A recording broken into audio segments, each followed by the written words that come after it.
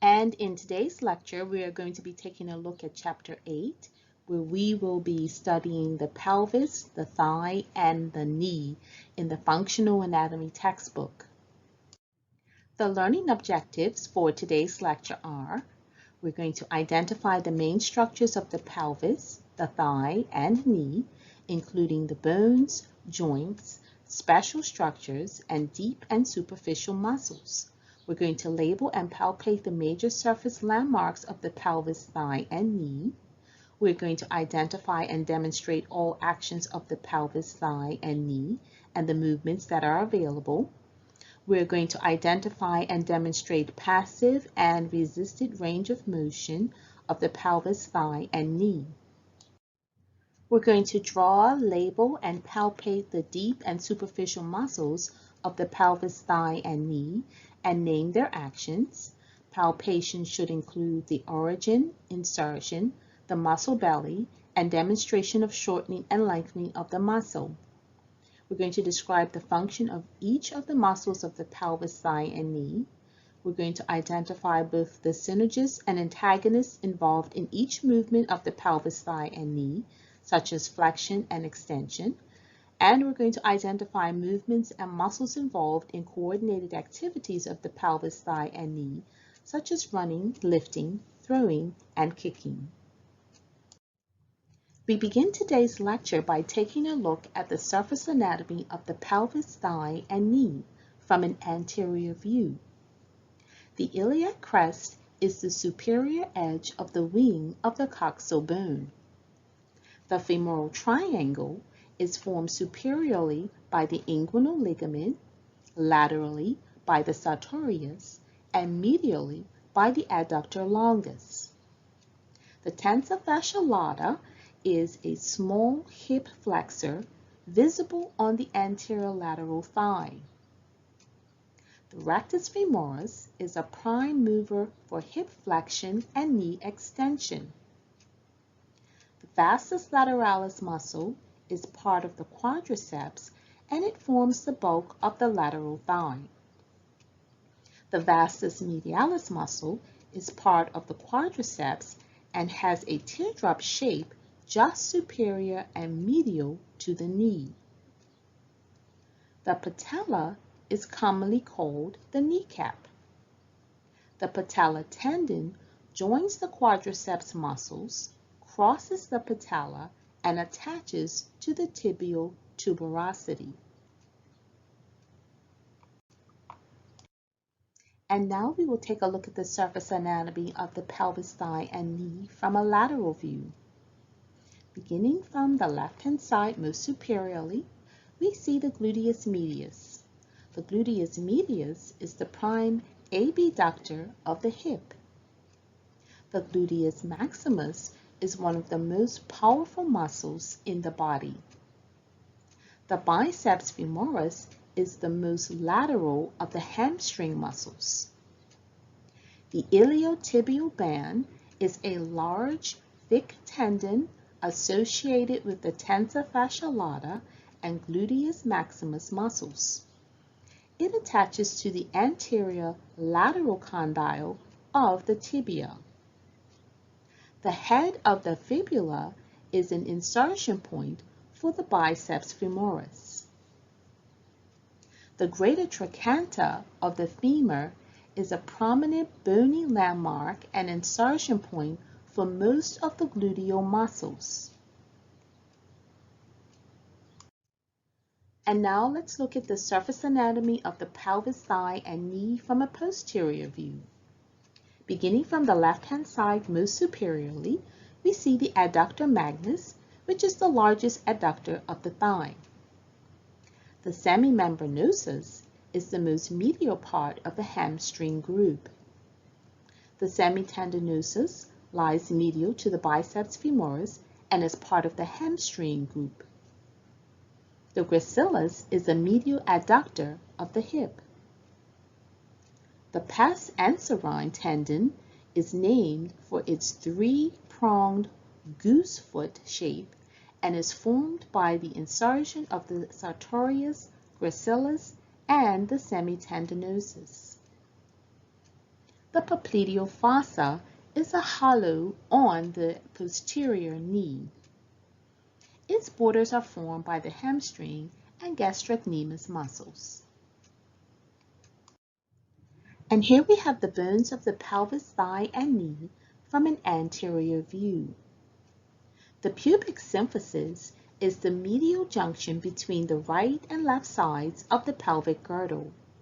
It is slightly movable cartilage joint.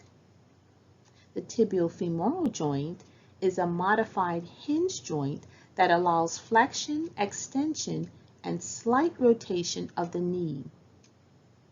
At the patellofemoral joint, the patella glides inferiorly as the knee flexes and superiorly as it extends. This maintains the leverage of the surrounding muscles during movement. And here we see the bones of the pelvis, thigh, and knee from a posterior view. The sacroiliac joint is a large stable union between the lateral sacrum and the medial ilium. The linea aspera is a long vertical line running along the shaft of the posterior femur. It is the site of several muscle attachments. And here we have the bones of the pelvis, thigh, and knee from a lateral view. Notice the red outline on the illustration here. It illustrates the outline of a female pelvis, which generally is wider and more horizontally oriented than the male. The acetabulum is the deep socket formed by the fusion of the ilium, ischium, and pubis. The coxal joint is formed between the head of the femur and acetabulum. It is a stable ball and socket joint that allows movement in all planes. And these are the bony landmarks that we can palpate for the pelvis, thigh, and knee. The anterior superior iliac spine, the anterior inferior iliac spine, the iliac fossa, the lumbar vertebral bodies, the rami of the pubis, the adductor tubercle, the medial femoral condyle, the lateral femoral condyle, the medial tibial condyle, the lateral tibial condyle, the fibular head, the tibial tuberosity, the posterior superior iliac spine, the sacrum, the greater trochanter of the femur, and the ischial tuberosity. And now let's consider the ligaments of the pelvis and hip from an anterior view. The iliolumbar ligament is part of a complex network of ligaments that stabilize the pelvic girdle and its connection to the lumbar spine. The inguinal ligament is the inferior margin of the aponeurosis of the external oblique muscle and the superior border of the femoral triangle.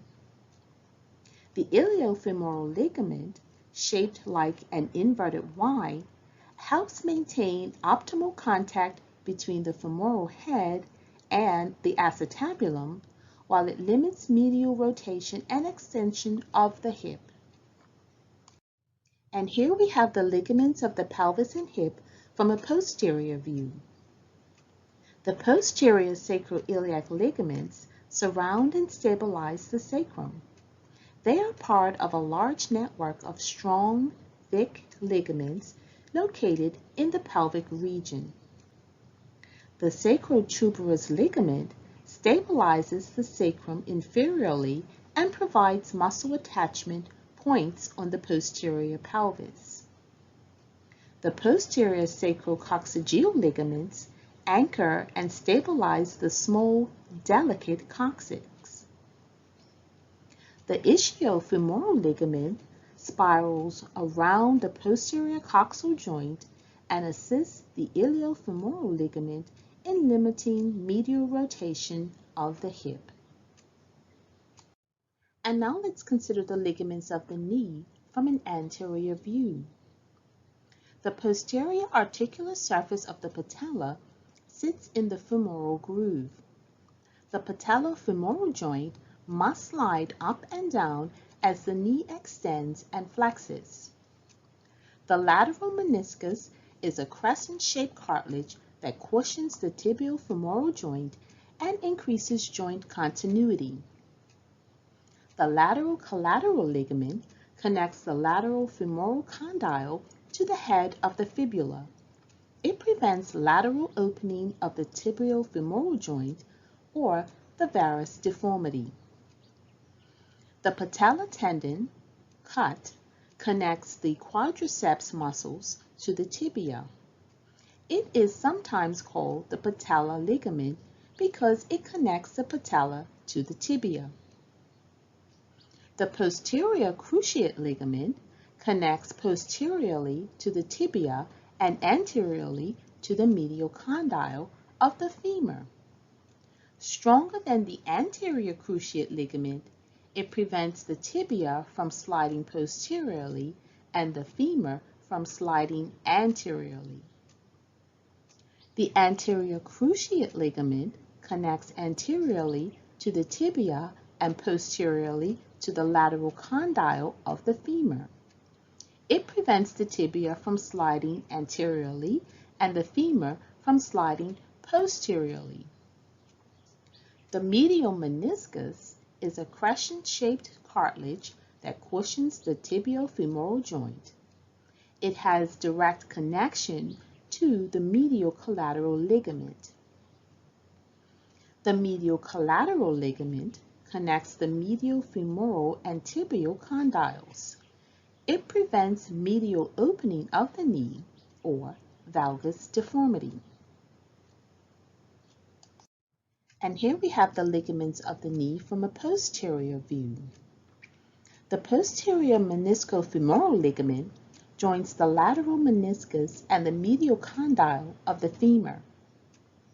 The knee is a modified hinge joint capable of flexion and extension.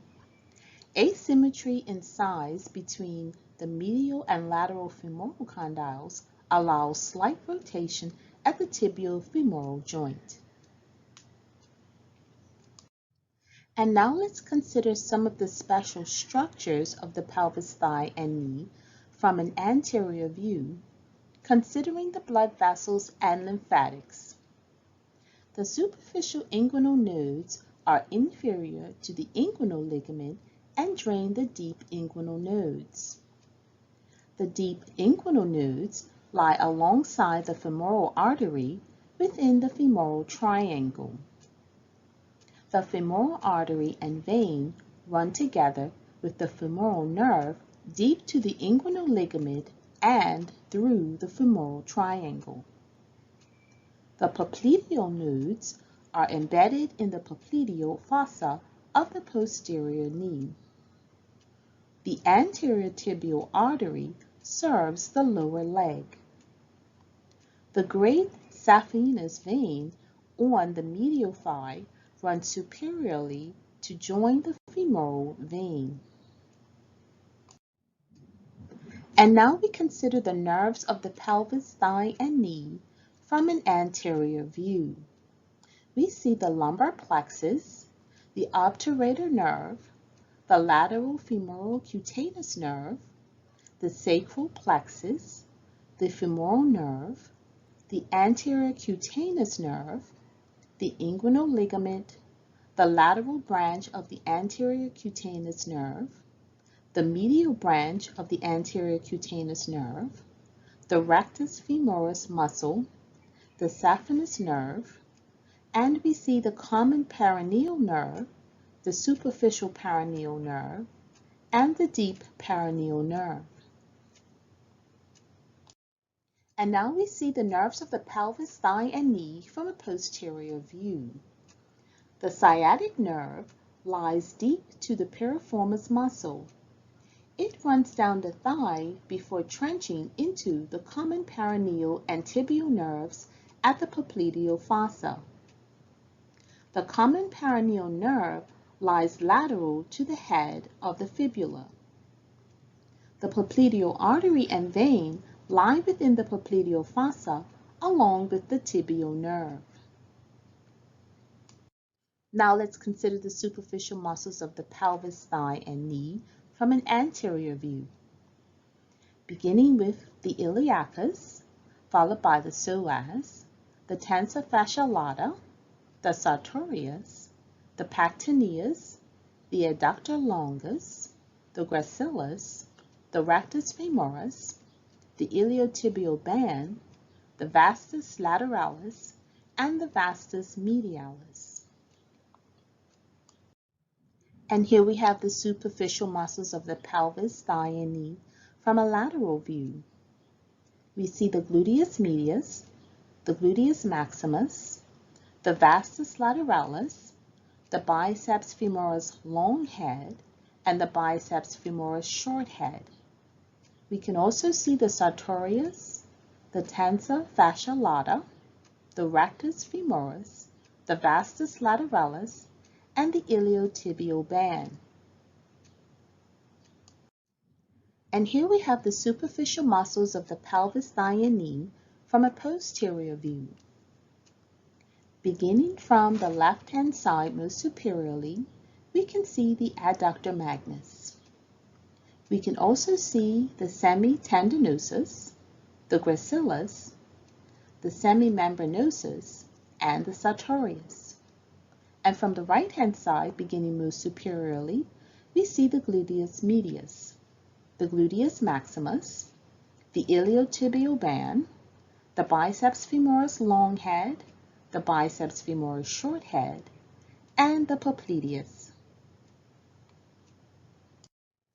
Now let's take a look at the deep muscles of the pelvis, thigh, and knee from an anterior view. We see the psoas, the iliacus, the pectineus, the adductor longus, the gracilis, the vastus lateralis, the vastus intermedius, and the vastus medialis. And now we'll look at the deep muscles of the pelvis, thigh, and knee from a lateral view. Beginning from the left-hand side, most superiorly, we see the gluteus medius cut. We see the gluteus minimus. We also see the biceps femoris long head and the biceps femoris short head. And over to the right, most superiorly, we see the iliacus, the psoas, the rectus femoris, and the vastus lateralis. And here we have the deep muscles of the pelvis, thigh, and knee from a posterior view. We see the gluteus medius cut.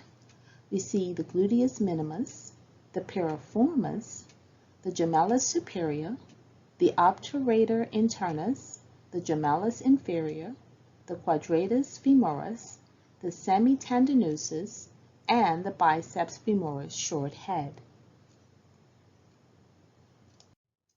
The general techniques for palpating muscles are to first locate the origin, then locate the insertion, followed by locating the muscle belly. We then activate the muscle using resistance, we shorten the muscle, and we lengthen the muscle. And here we see the muscle attachments of the pelvis, thigh, and knee from an anterior view.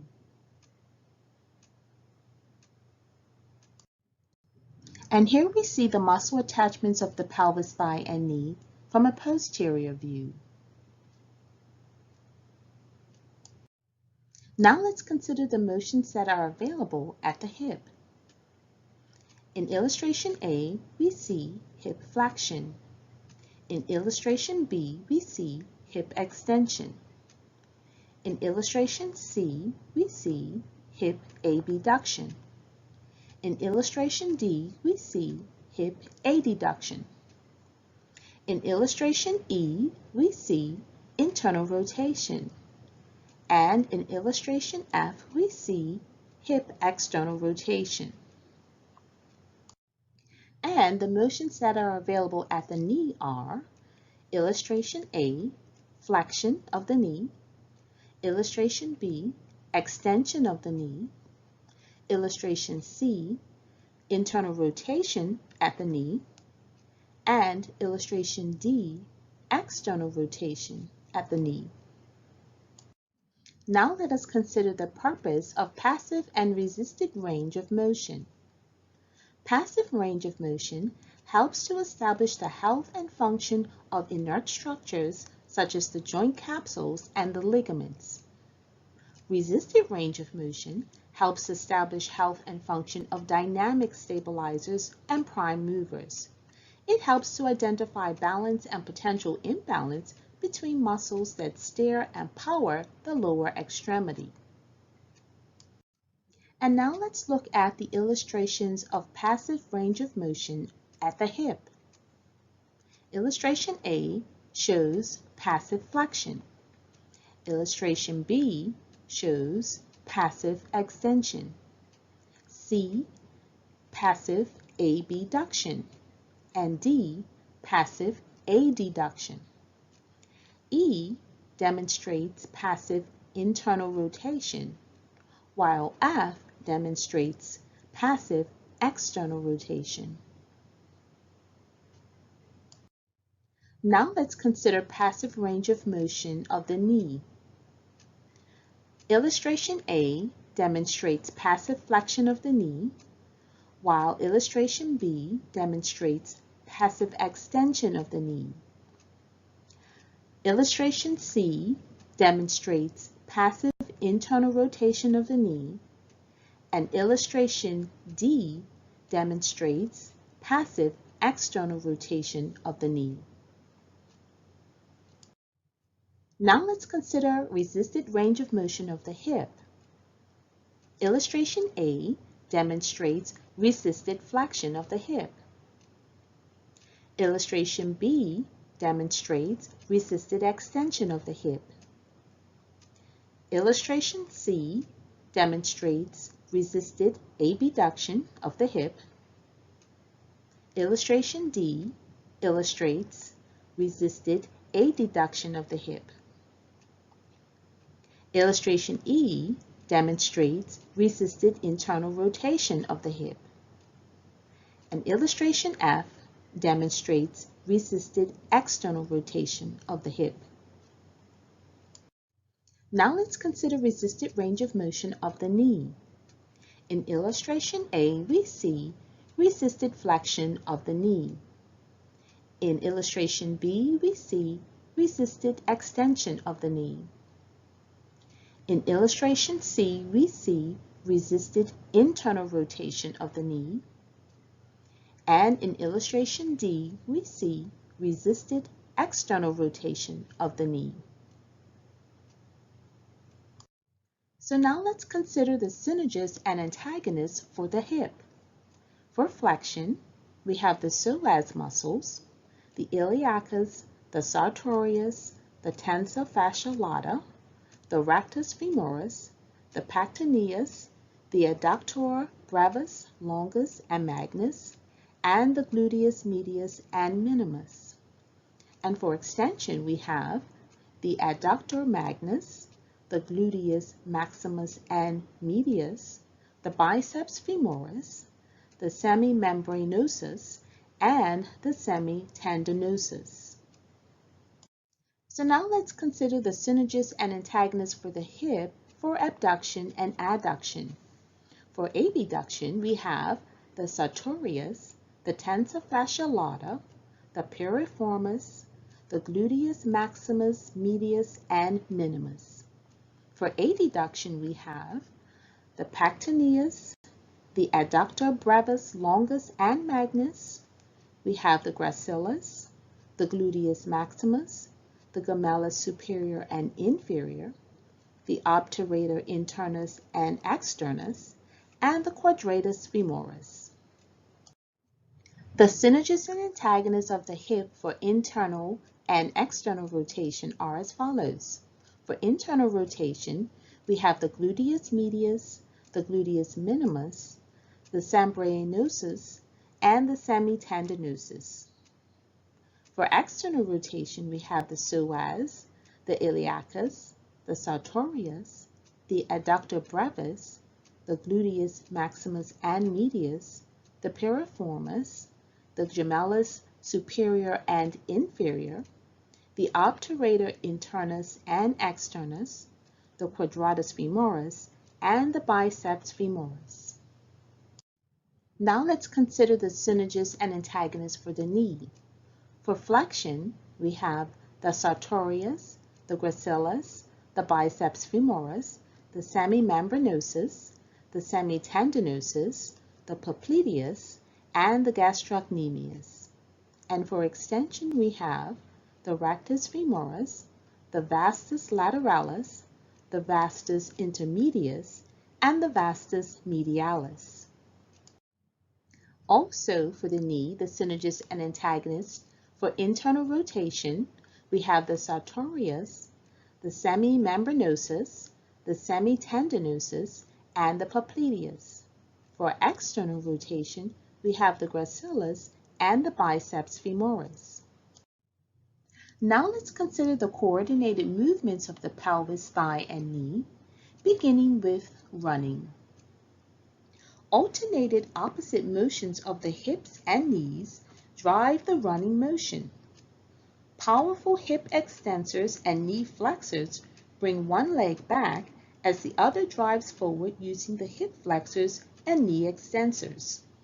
The body maintains its sagittal plane motion through the stabilizing efforts of the deep six external rotators as well as the adductors and smaller gluteal muscles.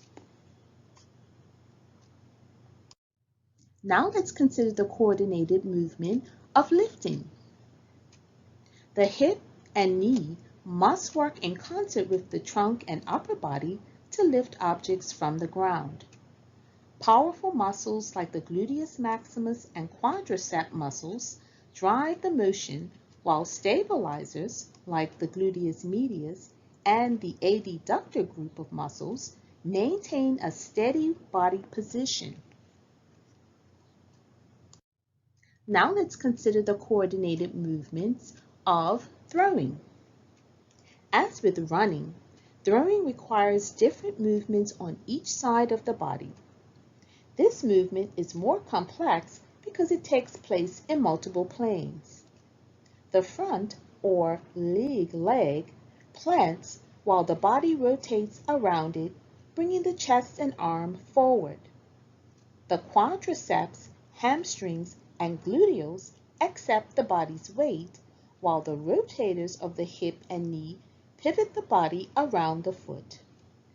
The back, or trail leg, uses the adductors to control the motion before swinging through and accepting the body's weight for the follow-through motion. And now let's consider the coordinated movement of kicking.